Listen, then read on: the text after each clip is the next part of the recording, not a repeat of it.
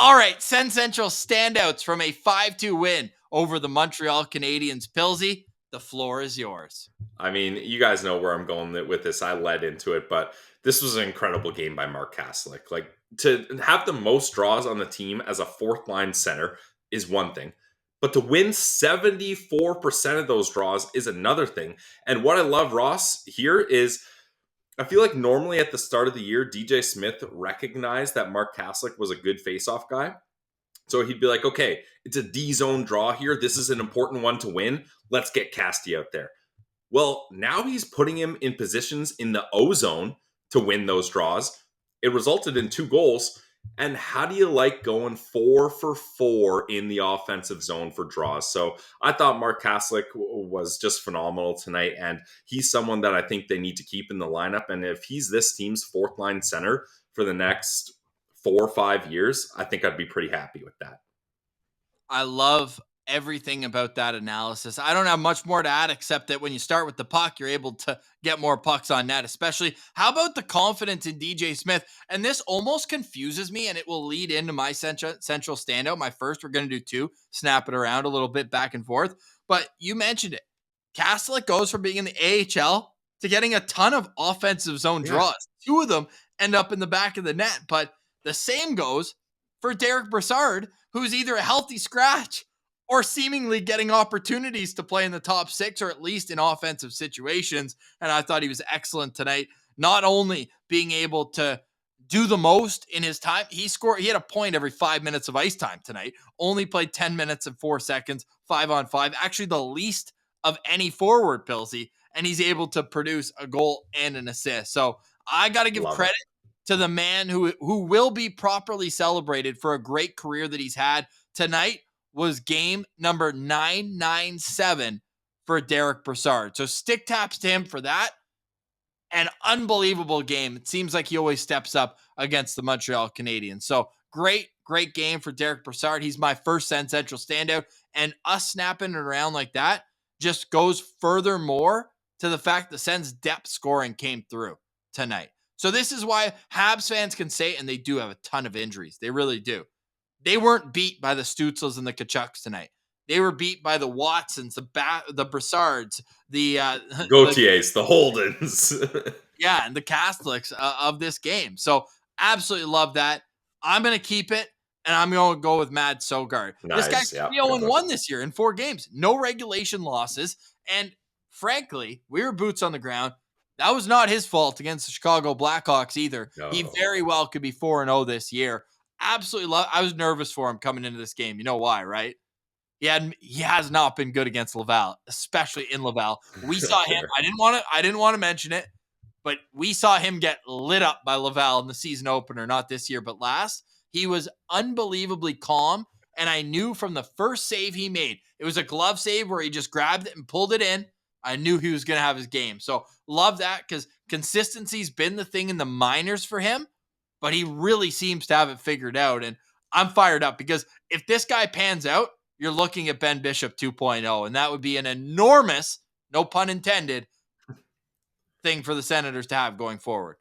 Well, and that's like a lot of people are now looking at the Gustafsson-Talbot trade in hindsight and being like, what were the Sens doing? They gave up on Gus. They're only getting 1 season out of Talbot, et cetera, et cetera. And that's fine. And Gus is lighting it up, and Talbot hasn't been what we thought he was going to be.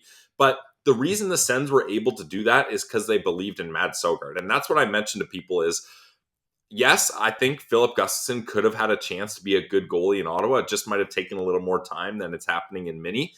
But I wasn't devastated by this because they still have a really good prospect in the wings. Now, I think Søgaard, people are very excited, but I don't know if he's ready to fully emerge in the NHL yet. He's looking good right now.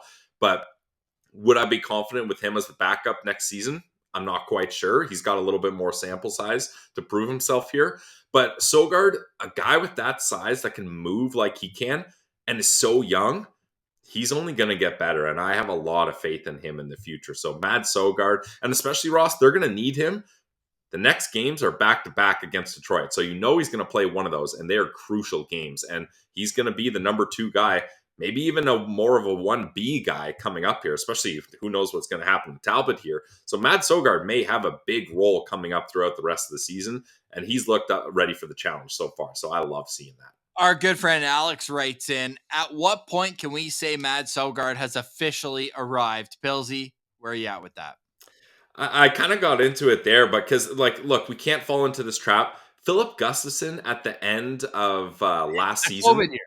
No, the COVID year. We thought he was the Oh, best yeah. in the world. Yes, it was the COVID year. Yes. He literally was one of the best goalies in that stretch. He was absolutely incredible.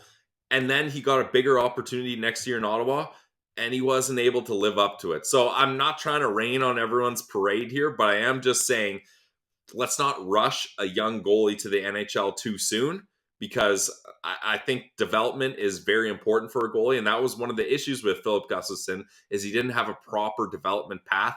And I think it didn't really work out with him. So I have a lot of faith in Søgaard, but there's no Hamburglar run in my mind coming up with Søgaard here, guys. Adam saying Mads so good. It hurts so good. What a game for Mads Søgaard tonight against the Montreal Canadiens. He's a SensCentral standout for me. He makes, in this game, 30 saves and goes 25 for 27 at even strength. He goes 4 for 4 when his team's shorthanded, 1 for 1 on the power play, 30 saves, 32 shots, a .938 save percentage. Pilsy, give me one more SensCentral standout for you. There's plenty of ways you can go in this one, whether you want to go Austin Watson or you can give me a surprise name as well. Well, Maybe not Watson would be a good one, but I'm going to go with the GOAT, Julien Gauthier here. That was just such a good play that, you guys know I was a Tyler Mott guy, but Tyler Mott probably isn't finishing that playoff like Julien Gauthier did there. So I love to see that from him. When you can combine size and speed as a bottom six guy, that's going to lead to good things. That's a recipe for success. And I think give him some time to click with some more guys here, and we'll see how he does the rest of the season. But I thought this was a really good showing. And in previous games with Julien Gauthier, he hadn't scored yet, but he was creating good chances and he was getting those partial breaks. He's able to, what I like, the combination of size and speed is so good because he's able to drive wide and then use his body and his size to get past the defender and then push him off still while getting close towards the middle of the slot and creating a better chance for himself. So I was impressed with Gauthier. I'm going to give him my second SensCentral standout. I love that. And Julien Gauthier is the fans' choice for the goggles tonight. 52% of over 225 votes. We can't thank everyone enough for making us your immediate listen after the Ottawa Senators play NHL hockey games. I want to give Pilsy a little stick tap too. It's never easy to do it alone, but we're always committed to getting you a post-game show, whether it's 1, 2. We've got great help on the postcast with Aleems Martian and Jack Richardson. Go give them both follows. Great dudes.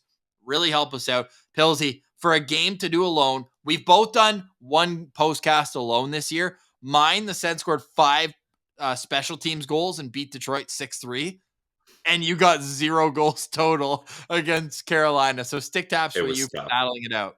Thank you. I do appreciate that. That was my second solo episode, though, Ross, because the first one, I couldn't see any of the comments. And I was just like, am I even recording? Is there literally 0 people watching this? I don't know. I'm just going to push forward here. But yesterday we sorted out the technical difficulties, but that was one of the lousiest games you could possibly try to cover. So I apologize for the shorter postcast, guys, for everyone that stuck with me and shouted me out and gave me some credit. I really appreciate that. But yes, the ultimate postcast is when you got friends around. Jack Richardson, Aleems Martian, they help us out. And all 281 of you guys right now, you guys are helping us out too. So we love it, especially Ross, when you get a 5-2 win over the Montreal Canadiens in Montreal to put the stamp on it and get the season series sweep. You love to see it. You know what you have to do before you put a stamp on it? You got to lick the envelope. You know what that lick is tonight? The Tampa Bay Lightning shutting out the Detroit Red Wings 3-0. I should have known that was the lick. That's a classic lick. Classic lick. And now we're in a situation where, oh my God, Monday and Tuesday become oh so beautiful if you're looking at the out-of-town scoreboard. Because right now, The Detroit Red Wings have 64 points. The Ottawa Senators are 4 points back. Yes, the Sens have played one extra game, but I'm no math guy. No. 2 wins would make Ottawa tied with Detroit in the standings. Not a math guy, just saying that these next 2 games could define the entire season. Well, Ross, and the thing to look at with these next 2 games is, yes, obviously Detroit is the forefront since you're playing them twice in a row, but the Washington Capitals, the Florida Panthers, the Detroit Red Wings, and the Buffalo Sabres all have 64 points right now. So not only are you tying the Red Wings, but I mean, obviously, I know those teams can play games and win games and get points, etc. But you're just trying to keep up with the horses in this race. Like right now, it was a little bit better a couple days ago when some teams were 2 points ahead, some teams 3 points ahead, but now everyone's 4 points ahead, and the wild card spot is 5 points up. The Senators need to make a big push here, and 2 back-to-back wins up against the Red Wings would be a huge boost.